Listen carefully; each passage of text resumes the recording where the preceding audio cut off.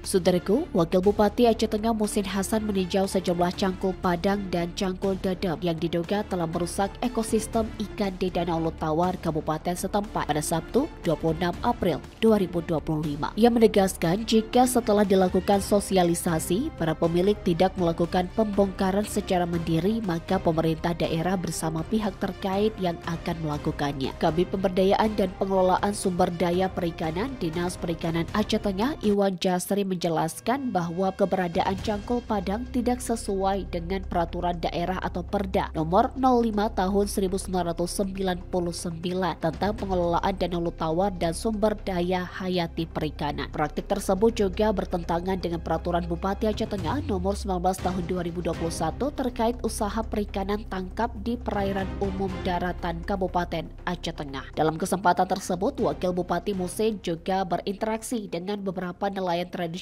yang sedang melakukan aktivitas penangkapan ikan. Sementara seorang nelayan warga Kalasegi, Tarmiji, menyampaikan kekecewaannya kepada Wakil Bupati Muhsin Hassan. Ia mengaku sedih karena hasil tangkapannya menurun drastis akibat banyaknya cangkul padang dan cangkul dedem. Menanggapi keluhan para nelayan tradisional tersebut, Wakil Bupati Muhsin berjanji akan segera melakukan tindakan terhadap keberadaan cangkul padang dan dedem. Dari Aceh Tengah, Alga Mahati Ara, Tribun Gayo.